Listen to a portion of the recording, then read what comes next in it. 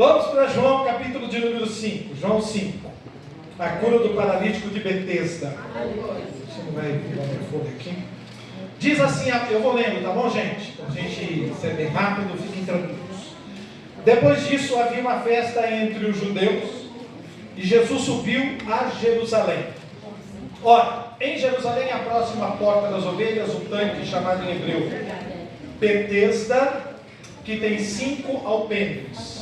Neste jazia grande multidão de enfermos, cegos, coxos e paralíticos, esperando o movimento das águas.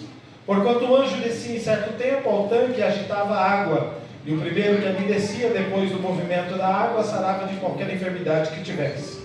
E estava ali um homem que havia 38 anos se achava enfermo. E Jesus, vendo esse deitar e sabendo que estava neste estado, havia muito tempo, disse-lhe: queres ficar são? O enfermo respondeu-lhe: Senhor, não tem homem algum que, quando a água é agitada, me coloque no tanque, mas enquanto eu vou, desce outro antes de mim. Jesus disse-lhe: levanta, toma a tua cama e anda. E logo aquele homem ficou são, e tomou a sua cama, e partiu. E aquele dia era sábado. Amém? Então vamos lá. O Evangelho de João é o Evangelho dos sinais. Todos os milagres feitos no Evangelho de João, eles são destacados como sinais. Aliás, o Evangelho de João é o cisne dos 4 Evangelhos. Se você ler o Evangelho de João, tanto é que se você ler o Evangelho de João, lá no capítulo número 20, verso 31, está escrito assim, que estes sinais, que sinais, pastor? Existem 7 sinais até a cruz, e um sinal depois da cruz, que estão relatados no Evangelho de João. O que é um sinal? Por exemplo, quando eu entro na avenida, lá na estrada, na Bandeirantes, logo na entrada tem uma placa escrita assim, um sinal: Ribeirão Preto, 400 e poucos quilômetros. Campinas, tantos quilômetros. Aquilo ali é um sinal. Campinas está ali? Não. Ribeirão Preto está ali? Não. Ele está dizendo que nós vamos chegar lá. Nós vamos chegar em Campinas a 98 quilômetros. Nós vamos chegar em Ribeirão Preto a 400 e poucos quilômetros. Então aquilo é um sinal. Então, todos os sinais que estão escritos aqui no Evangelho de João é para mostrar uma pessoa. O sinal não é importante. Importante é o que ela aponta. Importante é o final, é o resultado. Tudo isso daqui é feito para glorificar e exaltar e te apresentar uma pessoa só, Jesus. Olha o que nós fazemos. Nós construímos a casa, nós levantamos a casa, nos reunimos, cantamos, louvamos para apresentar para você uma só pessoa, a pessoa bendita de nosso Senhor e Salvador Jesus Cristo. Os sinais, e João escreveu em João 20:31, dizendo o seguinte, que se você conhecer estes sinais, os 7, eles são suficientes para você reconhecer que Jesus Cristo é o Filho de Deus. Só esses 7 sinais do Evangelho de João são capazes de dar entendimento para um homem, para uma mulher, qualquer pessoa, reconhecer que Jesus é o Senhor e que Ele é o Filho de Deus. Olha só, está escrito no Evangelho de João. Só esses sinais. Esse daqui é o terceiro sinal que eu acabei de ler para vocês. O primeiro está lá nas bodas em Caná da Galileia, João capítulo número 2, quando Jesus transforma a água em vinho. O que aconteceu naquele sinal? Aquele sinal evidencia uma coisa, a palavra. Porque quando faltou a água, quando faltou o vinho na festa, que era símbolo de alegria, e a mãe de Jesus percebeu que faltou o vinho na festa, ela foi falar com Jesus. E ela, quando disse para Jesus: olha, acabou o vinho na festa, a festa vai ser um fracasso. Aí ele virou para ela e falou: mulher, o que eu tenho contigo? Não, é chegada a minha hora, você sabe tudo isso daqui. Aí ela virou para os servos e disse assim: fazei tudo o que ele vos mandar, tudo que ele vos disser. O que simboliza? A palavra. O que ele falar para vocês, vocês façam. O que ele disser para vocês, vocês façam. Então, qual é, quando a gente lê o Evangelho de João, capítulo número 2, e vê esse sinal, o que ele evidencia para nós? A palavra. A palavra de Deus, a palavra de Jesus, ela é a coisa mais importante, é ela que principia tudo na nossa vida, a palavra de Deus, de sorte que a fé vem pelo ouvir e ouvir pela palavra de Deus. Romanos 10:17. A palavra de Deus, irmãos, é o caminho que Deus pavimenta para a gente andar por Ele, para a gente andar nela. Na fé é a palavra de Deus. Aleluia. Por isso que você tem que ler a palavra de Deus, acreditar na palavra de Deus, lê-la, meditar, pensar nela, amar a palavra de Deus, não deixar a palavra de Deus em segundo plano na sua vida. Todo santo dia você tem que ler a palavra de Deus, que é ela que vai trazer fé ao teu coração. Aí o segundo milagre, também lá em Caná da Galileia, lembra? Jesus estava em Caná da Galileia novamente, lá em Cafarnaum.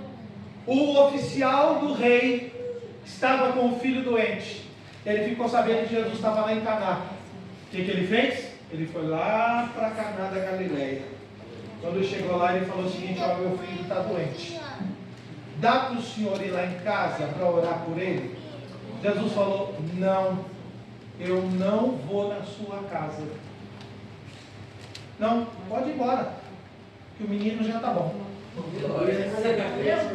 O cara andou 46 quilômetros para ir ver Jesus. Aí Jesus dá uma resposta dessa para o homem, o oficial do rei: eu não vou na sua casa. Volta para a sua casa que o menino já está curado. Rapaz, o que aconteceu com o homem? Sabe o que aconteceu com ele? Ele saiu de Cafarnaum. O filho dele está à morte. E ele sai lá de Cafarnaum, 46 quilômetros ele anda para ver Jesus. Jesus dá uma resposta dessa para ele: eu não vou na sua casa com você. Você pode voltar lá que o seu menino está curado. Sabe o que aconteceu? Ele saiu da presença de Jesus. Aí ele está indo embora, ele encontrou o José, o amigo dele. Ó, estou parafraseando.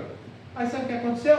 O José falou: o que você está fazendo aqui? Eu vim resolver um problema aqui. Rapaz, já está de noite? Entra na minha casa, vamos jantar, dorme aqui em casa. Sabe o que o homem fez? Entrou na casa, dormiu, jantou e dormiu. Só no dia seguinte que ele foi embora. Escuta aqui, por que, se o filho dele estava doente lá e agora estava à morte, e ele recebe essa palavra de Jesus, sabe o que aconteceu com ele? Ele acreditou. Ele teve fé na palavra de Jesus. Quando você ouve a palavra que está no primeiro milagre, você tem a fé, vem do seu coração. Ó, capítulo 2, é o segundo milagre. Então o primeiro milagre evidencia a palavra, o segundo milagre evidencia o quê? A fé. E quando o homem chegou lá em casa, o que aconteceu? O menino estava curado. O menino estava curado. Quando ele chegou lá na casa dele, o menino estava curado. Agora nós temos aqui o terceiro milagre. Esse terceiro milagre, ele simboliza a graça de Deus. Quando você crê na palavra, quando a fé vem no teu coração, a graça de Deus, o favor imerecido de Deus vem sobre a sua vida, vem sobre a minha vida, vem sobre a nossa vida. Ó, diz o texto que Jesus subiu para Jerusalém para a festa. Nós não sabemos que festa que é. Ninguém sabe que festa que é. Você vai ler, todo mundo, cada um vai dar uma interpretação de que festa que é. Mas para nós não interessa. Jesus foi para a festa. Ele era um judeu nato. E os judeus gostavam da festa porque Deus havia instituído as festas. Então ele subia para Jerusalém para a festa. Só que quando ele subiu para Jerusalém para comemorar a festa, ele não foi para o templo. Para onde que ele foi? Para o hospital. Ele foi para o SUS. Sabe para o SUS? Você vai lá no posto de saúde e está abarrotado de gente, apinhado de gente. Parece que ele está vivendo nos nossos dias, né? Foi lá e no SUS. Quando ele chegou, ele passou no local chamado aonde é que estão as ovelhas. Ele vai para a porta das ovelhas. Ele não vai para o templo, para a festa. Ele vai para um local chamado Porta das Ovelhas. É onde os homens traziam as ovelhas para serem vendidas em Jerusalém. Era a Porta das Ovelhas. E ali havia os tanques onde elas bebiam água. E aí os homens, os pastores traziam. Aí Jesus pensa o seguinte: onde é que eu vou? Eu vou onde estão as ovelhas. Ele é o bom pastor e ele sabe, irmãos, aonde que estão as ovelhas. E ele vai lá encontrar as ovelhas. Aqui diz o texto da palavra de Deus que ele vai no local. Quando ele chega lá, ele vê um homem que a Bíblia diz que estava enfermo 38 anos. Não é que ele tinha 38 anos de idade. Ele estava enfermo há 38 anos. Isso aqui é importante. Quando a Bíblia fala desse homem 38 anos, fala de duas coisas. Primeiro, ele está falando da condição do ser humano, um miserável. O homem não tem, pensa aqui, irmãos, um homem 38 anos numa cama, 38 anos enfermo, 38 anos doente, não tem ninguém por ele já está no estado miserável, mostra a miserabilidade do homem, o homem sem condições, um homem que não tem mais nada na vida, a não ser aquela enfermidade crônica na sua vida. E você sabe que tem gente que acostuma com a enfermidade? A dor crônica, dor de cabeça, enxaqueca, crônica, e acostuma com a doença. Rapaz, ele está tão acostumado, ele já toma remédio, não está nem um pouco preocupado, já vai tomando remédio, porque ele tem uma dor crônica, e ele vai, vou viver. Aí o médico chega para você, e você vai viver a vida inteira com essa dor aí. Aí você volta para casa, confortável e pensando assim, cara, não vou ficar com essa dor aqui, e eu vou tomar remédio para a vida inteira, eu vou tomar. Gente, Deus não fez a gente para isso. Deus não fez a gente para isso. Nós temos um Jesus que cura. Que faz milagres no nosso meio. Nós temos um Jesus que opera maravilhas no nosso meio. Nós ainda somos naquela época que nós acreditamos que Jesus cura, salva, batiza do Espírito Santo e leva para o céu. Nós acreditamos nisso. Parece que hoje, irmão, nós estamos ficando acostumados até com as enfermidades. É a enfermidade da depressão, a enfermidade disso, a enfermidade daquilo. Irmãos, eu não estou dizendo que não tem. Isso existe. Eu trabalho com gente assim, eu trabalho na prefeitura, eu sei o que eu estou dizendo para vocês. Mas vem cá, nós que somos crentes em Jesus, nós acreditamos no sobrenatural de Deus. Nós acreditamos no milagre de Deus. Nós acreditamos que Deus faz milagres, que Deus faz coisas extraordinárias. Outra coisa. Esse paralítico era o pior deles, porque o texto diz para nós que tinha 3 grupos de pessoas que estão destacadas aqui, ó: os cegos, os coxos e o paralítico. Qual dos 3 é pior? O paralítico. Porque o cego, ele ainda pode andar. Ele não vê, mas ele pode andar. O coxo, ou ele era coxo, ele não tinha um pé, ou ele tinha um problema na perna, ele podia ainda se arrastar. Agora o paralítico não. O cara está parado. Segunda coisa que esse texto mostra desse homem paralítico, ele está falando sobre Israel, sobre a nação de Israel. Por quê? Lembra quando Israel saiu do Egito? E eles durante 40 anos eles peregrinaram no Egito. Durante esses 40 anos, a Bíblia diz para nós, no livro de Números, capítulo 33, que o povo de Deus, durante esses 40 anos, eles levantavam o acampamento e eles paravam. Tem hora que eles paravam, tem hora que eles levantavam o acampamento e andavam. Então o povo andava. Tinha uma semana que o povo ficava andando, tinha uma semana que o povo ficava parado. Tinha dias que o povo ficava acampado, tinha dias que eles paravam. Tinha mês que eles andavam e tinha mês que eles ficavam parados. Pastor, por que eles faziam isso? Porque Deus é que dirigiu o povo lá no Antigo Testamento. E aí diz o texto da palavra de Deus, que Deus colocou uma nuvem durante o dia sobre o povo. E uma coluna de fogo à noite para aquecer o povo. Durante o dia uma nuvem para guiar o povo, para onde que o povo deveria andar. E colocou uma coluna de fogo à noite para aquecer o povo. Pensa aqui, 2 milhões de pessoas no deserto. Durante o dia, uma nuvem que cobria 2 milhões de pessoas e trazia um alento para essas 2 milhões de pessoas, um refrigério daquele sol escaldante no meio do deserto, Deus cuidando deles no meio do deserto. E à noite, aquela coluna de fogo que incendiava o acampamento, que iluminava todas as tendas, deixava tudo iluminado. Diz que nenhum escorpião entrava, nenhuma besta fera entrava no acampamento do povo de Deus, porque Deus cuidava do seu povo durante os 40 anos que eles estavam. Só que tem uma coisa: eles caminharam durante 2 anos. Quando você lê lá o livro de Números, capítulo 33, você vai ver que o povo teve 42 paradas. Durante os 2 primeiros anos, o povo parou 32 vezes. Durante os 2 primeiros anos, o povo parou 32 vezes. O que é isso, parar 32 vezes? A coluna, a nuvem levantava, o povo olhava o seguinte: olha, Deus está querendo que a gente ande. Eles levantavam o acampamento e eles começavam a marchar onde que a nuvem ia. Daqui a pouco a nuvem parava, aí o povo entendia: Deus mandou a gente colocar um acampamento aqui. Aí eles paravam. Daqui a pouco a nuvem levantava e eles: vamos levantar o acampamento, Deus quer que a gente ande de novo. Então era Deus que estava dirigindo o povo. Durante 2 anos, o povo levantou e andou 32 vezes. Aleluia. Quando chegou 2 anos, eles chegaram. O que aconteceu? Eles estavam em Cades Barneia. Quando eles estavam em Cades Barneia, o povo agora fala o seguinte: olha, Deus prometeu uma terra para a gente que manda leite e mel. Vamos mandar espias para espiar a terra. Mandar espia, Deus prometeu. E você vai mandar espia para espiar a terra que Deus prometeu que ia dar para a gente.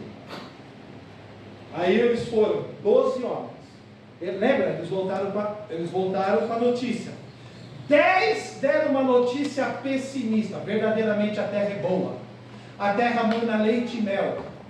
Um cacho de uva tem que ser carregado por 2 homens. Não, sabe o que é isso? Existem 3.000 espécies de uva no mundo. A gente está acostumado com a rubi, a gente está acostumado com aquela sem semente hoje. Existem 3.000 espécies de uva no mundo. A gente não tem ideia. 2 homens carregando um cacho de uva. Realmente a terra é boa, só que tem um problema: os homens são gigantes. As cidades têm muros enormes. Eles são grandes. Nós somos gafanhotos perante eles. Com certeza nós vamos morrer. Com certeza nós vamos ter dificuldade. 2 homens se levantaram, lembra? Josué e Caleb falando: não, Deus prometeu a terra, subamos animosamente e vamos conquistar essa terra. Sabe o que aconteceu? O povo ouviu os 10 e todo mundo ficou triste. Todo mundo ficou chateado. Deus trouxe a gente aqui. Começaram a murmurar de Deus. Deus trouxe a gente para a gente ser derrotado. Deus trouxe a gente aqui para a gente cair, para a gente ser derrotado, morto pelos inimigos. Deus fez isso. Sabe o que aconteceu? Deus se irou com o povo por causa da murmuração. E Deus falou o seguinte: os acima de 20 anos não vão entrar na terra prometida. Durante 38 anos vocês vão rodar em círculo até morrer toda a geração acima de 20 anos de idade. 38 anos, vocês vão ficar paralíticos, andando em círculo, vocês não vão sair do lugar, vocês não vão prosperar, vocês não vão para frente, não vai ter, parece que você tem uma coisa de vitória, por exemplo, uma porta vai abrir para você, um emprego novo vai abrir para você, você vai comprar um carro, aí você vai ficar cheio de felicidade pensando que Deus está com você, mas é conversa fiada. No final das coisas vocês não vão entrar na terra prometida. No final, 38 anos, 10 paradas. Como é que pode? 2 anos, 32 paradas. 10 anos, 38 anos, 10 paradas. Simbolizava Israel. Quando ele chegou aqui, ele viu esse homem de 38 anos, ele está falando o seguinte: vocês são incrédulos, Israel. Israel está numa incredulidade tremenda. Eu quero dizer uma coisa para você: acredite na palavra de Deus. Acredite na palavra de Deus. Senão você vai rodar em círculo toda a sua vida cristã. Você não vai prosperar. O pastor falou um negócio aqui hoje a respeito disso, meu oferta. Você devolve 10 para Deus, os 90 de quem que é? É seu? Seu coisa nenhuma.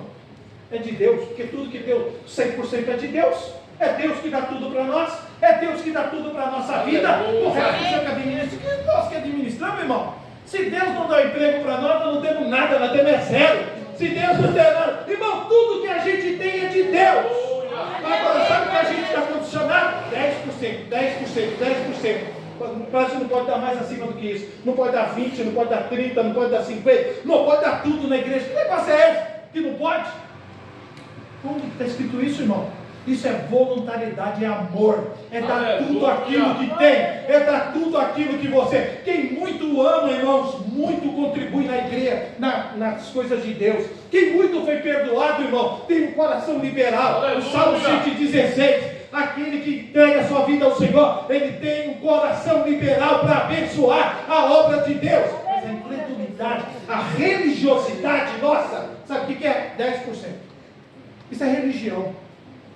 Isso é religião, meu irmão. Essa religiosidade nossa. Ué, Deus não pode botar no seu coração para você dar 20%?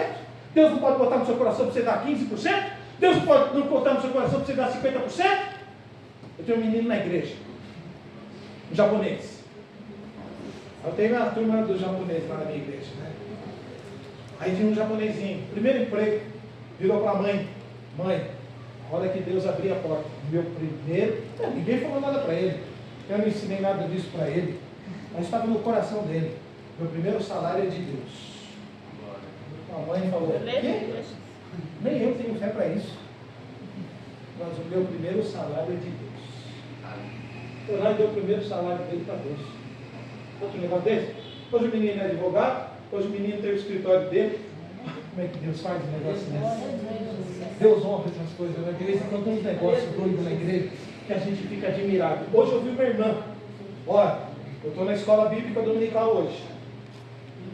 Aí uma irmã chegou e disse para mim: olha o que uma irmã falou para mim hoje.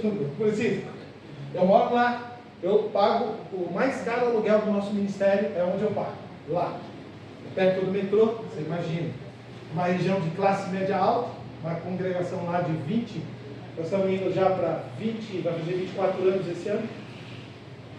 E aí, uma irmã chegou para mim e falou o seguinte: pastor, minha filha está vendo um terreno para a igreja. Eu não entendi. Eu não pedi para ninguém ver. Eu não tenho dinheiro para comprar. Eu só estou olhando para a irmã Terezinha, uma senhora que não sabe escrever. A irmã Terezinha não sabe escrever, ela é analfabeta, ela não sabe escrever. Ela está no Mobral, na minha época era Mobral, né? Uma professora para ensinar a escrever. Pastor, a minha filha está procurando um imóvel para comprar para ele. Eu saí de lá e falei: Jesus, eu vim para cá hoje pensando na hora que eu estava vindo. Jesus, não é possível um negócio desse. Vamos fazer um negócio desse com a gente. Vai usar uma irmã da igreja para comprar um terreno para nós. É verdade. E a irmã está com desejo no coração de comprar um terreno para a igreja. Eu falei: não, vocês estão de brincadeira. Sabe quem era essa família? Essa família morava numa favela. Numa favela, aqui na Zona Sul. Uma família que um dos filhos, dos irmãos dela, estão presos hoje. Um sequestro, estava sequestro na televisão, que eles ligaram para mim desesperados. A televisão mostrando o irmão dela sequestrando uma pessoa na casa de um rico. E a televisão, a Rede Globo mostrando. Uma família desesperada. Desesperada. Essa família veio para Jesus. Meu Deus. Aceitou Jesus, rapaz. Eles não tinham que moravam num barraco. A irmã Terezinha tem casa própria, as filhas têm casa própria, todo mundo prosperou naquela casa. Aí sabe o que elas falaram? Ué, se Deus deu para nós, por que a gente agora não pode dar para Deus? Por que a gente não pode dar para Deus agora? O grande problema aqui desse homem, ele tinha duas coisas. Ele estava simbolizando Israel, a sua incredulidade, por isso que ele estava 38 anos Israel paralítico, porque eles não acreditaram na palavra de Deus. Sabe qual é o grande problema hoje? A gente está acreditando no repórter, a gente está acreditando na notícia, a gente está acreditando no médico, a gente está acreditando nos amigos, aí todo mundo está falando que o negócio está ruim, aí o negócio está falando, realmente está ruim, irmão, mas para quem serve a Deus, você pode estar no deserto se você estiver com Deus. Você tem a proteção de Deus na sua vida. Não vai faltar comida na sua mesa, não vai faltar roupa, não vai faltar nada. Saúde para você. Porque você tem Deus. É diferente, o povo de Deus é diferente, irmãos. O tratamento de quem acredita em Deus Nós estamos vendo aí. As notícias estão mostrando que Jesus está voltando. Se você ligar a televisão, se você assistir a internet, se você ver o Instagram, se você ver o YouTube, você vai verificar que Jesus realmente está voltando. E Jesus está voltando mesmo. Mas eu e você temos que acreditar na palavra de Deus. Aí sabe o que aconteceu? Jesus foi falar com o homem. Jesus chegou para o homem e falou o seguinte: escuta aqui, meu amigo, ó, Jesus faz uma pergunta, você quer ficação? Que pergunta desconexa. Que pergunta fora de propósito. Como você faz uma pergunta dessa? Não parece uma pergunta que não é fora de propósito. Você quer ficação? Aí o homem respondeu, falou o seguinte: ó, o enfermo, eu não tenho ninguém para mim, eu não tenho ninguém que me ajuda, eu não tenho ninguém olha para mim, ninguém me ama, ninguém me quer, ninguém me ajuda. Como é que eu vou resolver o problema? Jesus não perguntou isso para ele, perguntou? Não, Jesus perguntou: você quer ficar curado? Você quer ficação? Porque eu não sei se você quer ser curado, porque tem gente que gosta de enfermidade, né? Porque a única forma de você, eu acho interessante, irmãos, às vezes as mulheres ficam doentes para serem acalentadas pelo seu marido, para serem abraçadas, para serem cuidadas. Porque se deixar o normal, o cara não cuida nada, o cara não faz nada por ela, não tem carinho com ela, não tem ajuda por ela. Misericórdia. Eu fiz um casamento esses dias, eu virei para o noivo e para a noiva. Eu disse para o noivo assim, no casamento que eu estava fazendo, eu virei para o moço e falei para ele assim: fique doente. Todo mundo na casa não, fique doente, porque essa mulher vai cuidar de você tudo, vai fazer tudo para você, vai cuidar de você. Glória. Aí eu virei para ela e falei: não fique doente, porque esse cara não vai cuidar de você. Mas essa é a verdade. Pior coisa para nós é quando a mulher da gente fica doente, não é? Ou quando ela não está em casa. O sangue de Jesus tem poder. Meu Deus, é uma luta, é uma luta. Eu vejo lá em casa. Meu Deus, o sangue de Jesus tem poder. Eu faço, eu só limpo onde o padre passa, vocês sabem disso, né? Eu só faço aquele gol onde o padre passa que eu limpo. Eu dou um jeito, dou uma tapeada, mas ninguém faz igual a mulher. É coisa incrível. Mas, gente, não tem ninguém por mim. Você quer ficação? Aí Jesus disse o seguinte: ele fez um monte de pergunta, ele fez um monte de conjectura, que ele não tinha ninguém. Não vou explicar isso aqui. Aí Jesus virou para ele e falou o seguinte: levanta-te. Aleluia. Toma tua cama e anda. Jesus falou para ele o seguinte: você vai ficar curado, meu amigo. Levanta-te. Toma tua cama. Não deixa nada para trás. Não deixa nada para os outros tirarem. Vai lá e resolve. Ó, ele está dizendo o seguinte: você veio para o Evangelho, resolve tudo que tem lá no passado. Pede perdão quem se ofendeu. Pede perdão quem você magoou. Pede perdão. Você veio para o Evangelho? Às vezes tem alguém chateado com você, alguém ficou chateado com você lá na empresa, lá na família, você não está conversando com ninguém, agora você veio para Cristo. Aleluia. Você é uma nova criatura em Cristo Jesus. Você vai voltar para lá. Falar: eu vim aqui pedir perdão, mas eu vim pedir perdão por causa de Jesus. Porque é Jesus que faz a gente pedir perdão. É Jesus que faz a gente pedir perdão. A gente perdoa por causa do perdão de Jesus.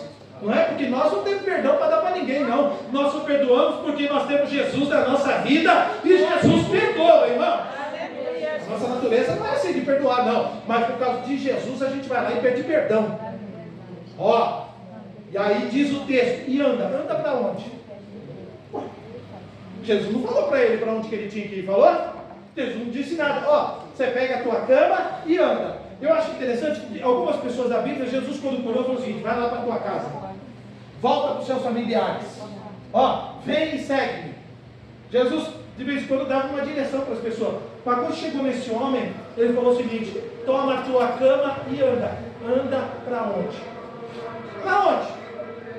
Ele não falou nada, ele não disse nada, ele não deu a direção, ele não falou nada para onde o homem foi. Para onde que o homem foi? No templo, porque ele vai encontrar o homem lá no templo, lá na frente. Ele vai encontrar o homem na igreja. Ele vai encontrar o homem na igreja. Jesus está chamando você para você andar e andar em direção à igreja, porque na igreja você vai encontrar Deus, você vai encontrar Jesus, você vai encontrar o Espírito Santo, a palavra de Deus. Ó, anda. onde você vai? Para onde você vai andar? Cuidado do seu caminho. E ele mostra para ele. E ele, a Bíblia diz: logo aquele homem ficou são e tomou a sua cama e partiu. Ó, e partiu. E aquele dia era o sábado. Ninguém podia fazer nada. Ninguém podia caminhar. Ninguém podia cozinhar. Ninguém podia carregar uma cama. Mas Jesus fez de propósito. Sabe por quê? Porque esse milagre aqui é o primeiro milagre. A partir desse milagre, os camaradas, eles tomam um propósito de matar a Jesus. Jesus, ó, todas as vezes que você lê a Bíblia, preste atenção. Tem os milagres do norte na Galileia e tem os milagres do sul, em Jerusalém. Os milagres do sul são diferentes dos milagres do norte. Os milagres do sul é para atacar a religião. Os milagres do sul é para mexer com a religião do povo. É para mexer com o cristianismo do povo. É para mexer com a vida religiosa do povo. Os milagres do norte, Jesus faz para salvar multidões. Mas do sul, quando ele vai fazer um milagre aqui no sul, ele quer atacar alguma coisa. Ele está mexendo na religião, ele está mexendo no vespeiro, ele está mexendo naquilo que a pessoa está acostumada. E Jesus fez um milagre aqui agora no sul e fez o ódio dos religiosos contra ele. Porque todo mundo que tomava conta do templo, todo mundo que cuidava da religião no sul, lá em Jerusalém, agora vai começar a ficar com ódio de Jesus. Porque viu o homem do templo. Escuta aqui. Os homens, quando olharam o homem, não viram um homem curado, mas viram um homem carregando a cama. Não viram um homem curado, mas viram um homem carregando a cama. Você não pode carregar a cama, e é sábado. Mas você não está perguntando para mim porque eu fui curado? Você está preocupado que eu estou curado? Você está preocupado que eu estou carregando uma cama? Que brincadeira é essa? Está preocupado que eu estou fazendo carregando uma cama? Não sabe? Mas você não... Sabe por quê? Tem religião que se preocupa com as regras. A gente se preocupa com pessoas. As pessoas valem mais do que um prédio. As pessoas valem mais do que tudo nessa vida. Pessoas valem mais para Deus do que qualquer coisa nessa terra. Por isso abrace, por isso sorria, por isso cumprimente, olhe nos olhos. Por isso pergunte para a pessoa se ela está bem, porque a pessoa vale mais do que qualquer coisa no meio. Qual é o maior patrimônio da igreja? É a mesa de som que nós compramos. É o púlpito que a gente tem. Aliás, essa igreja é muito bonita, viu? Você demonstra que o pastorzão é festa, viu? Parabéns, você, sua família, sua esposa. Está muito bonita essa igreja. Aí, o maior patrimônio é o prédio? O maior patrimônio dessa igreja são as pessoas. Porque Jesus morreu por pessoas, Jesus não morreu por prédio. Porque Jesus está no palácio, mas também está na palafita. Jesus está, né? Ele está lá nos grandes palácios, nos grandes catedrais, mas ele também está lá no casebre. Ele está lá no barraco, onde as pessoas estão reunidas e cantando e louvando a Deus e abrindo a palavra de Deus. Jesus está ali naquele lugar, meus queridos irmãos. Então preste atenção. Eu quero tirar duas coisas aqui então. Jesus veio para aqueles que são miseráveis e Jesus veio para aqueles que são incrédulos. Nós hoje, nós estamos às vezes acreditando mais, irmãos, no remédio do que no médico, que é Jesus. Eu sou de uma época, pastor Francisco, que quando alguém ficava doente, ia para o hospital, se tinha culto, a gente passava no culto primeiro, pedia oração e depois a gente ia para o médico. Ou se não tinha culto, a gente ligava para o presbítero da igreja e pedia para o presbítero vir orar pela gente em casa. Eu sou dessa época. Eu tenho um fato na minha vida. O menino estava muito mal e havia o irmão Onofre, ele era o dirigente da nossa reunião de oração. E era um culto de sábado. Eu não consegui ir para a igreja, nem eu nem a G, porque o menino estava muito mal. Aí a Anja virou para mim e falou assim: bem, vai lá, o irmão Onofre vai estar aqui na nossa congregação hoje. Traz o irmão Onofre aqui para orar pelo Jonatas. A gente já não sabia mais o que fazer pelo Jonatas. Lá veio o irmão Onofre, irmão. Aquele escurinho, rapaz, magrinho, garapeiro, vendia garapa na feira. Homem simples, que os homens não davam nada por ele na igreja. Aí falavam, não, dá para o senhor orar. Saiu no meio do culto. Bom, eu não precisava esperar o culto acabar, não. Saiu no meio do culto. Vamos lá, veio comigo em casa. Irmão, parece, irmão, que foi como se jogasse um balde de água fria na febre do meu menino. Ele ungiu o meu menino naquele dia. O menino levantou no dia seguinte, irmão. A mulher estava com ele escorria. Meu Deus. É nisso que eu acredito. E o povo hoje não está acreditando mais na nossa oração. Não está acreditando na oração da igreja, oração do pastor. Irmão, você pode orar e Jesus pode fazer um milagre extraordinário lá na sua família. Coloque a mão na cabeça do seu filho. Ore pelo seu filho na sua casa. Ore pela sua esposa. Ore pelo seu marido. Ore pelos seus parentes. Ore pelos seus amigos. Ore. Deus vai usar você. Mas hoje é uma incredulidade violenta, irmãos. A gente só acredita que se a gente trouxer a pessoa aqui para dentro da igreja. Jesus está no hospital de céu aberto fazendo um milagre.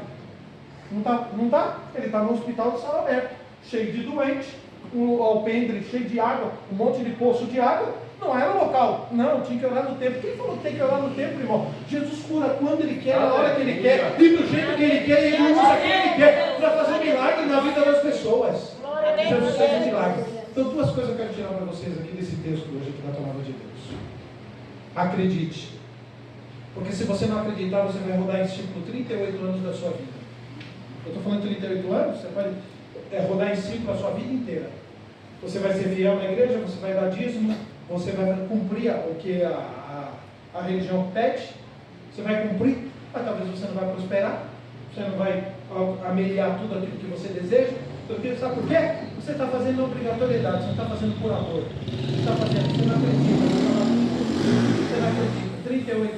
38 anos vivendo na igreja, sem prosperidade, sem felicidade na família, não vendo a prosperidade dos filhos, não vendo a prosperidade de nada, não vendo nada acontecer de novo na sua casa, na sua vida, porque aonde Jesus está, irmão, o milagre acontece. Aonde Jesus chega, irmão, Ele transforma o ambiente, Ele transforma. Aquele que está em Cristo, nova criatura é. As coisas velhas se passaram, eis que tudo se fez novo. Tudo com Jesus é novo, irmão. Eis que eu faço nova todas as coisas. Jesus é novo. E outra coisa, segunda coisa, Jesus vai ao encontro do impossibilitado. Você está impossibilitado? Eu não tenho forças. É você que Jesus veio hoje aqui. Eu não sei como fazer. Fica tranquilo, Jesus sabe como fazer. Só entregue para Ele o seu problema. Você quer ficação? Ele fez uma pergunta, você quer ficar? Você quer o teu problema resolvido? Tem gente que às vezes nem, mas eu nem sei o que pedir. Tem gente que chega para Jesus, você quer ficação? Jesus, ficação do quê? Eu não estou doente. Quem disse que você não está doente? Às vezes você pode estar doente na alma. A sua alma está aflita, a sua alma, você pode estar doente, você pode estar envolvido com pecado, você pode estar envolvido no vício, você pode estar sabe esses joguinhos hoje de futebol, que o pessoal está viciado nesse joguinho de futebol hoje? Eu tenho jovens que eu conheço que as mães estão desesperadas, que os seus filhos estão devendo até para agiota hoje por causa desses joguinhos de futebol aqui no celular. As mães estão desesperadas, que os filhos estão devendo, e são meninos de igreja. Meninos de igreja que estão viciados em joguinho. Começou com R$5, hoje está devendo um monte. E aí, irmão? Que negócio é esse? Então, quem diz que às vezes nós estamos aqui sentadinho, bonitinho, e a gente está doente por dentro? Como não estamos doentes? Eu não estou doente fisicamente. Você pode não estar fisicamente, mas você pode estar emocionalmente, espiritualmente doente. Jesus está aqui para te curar nessa hora. Amém?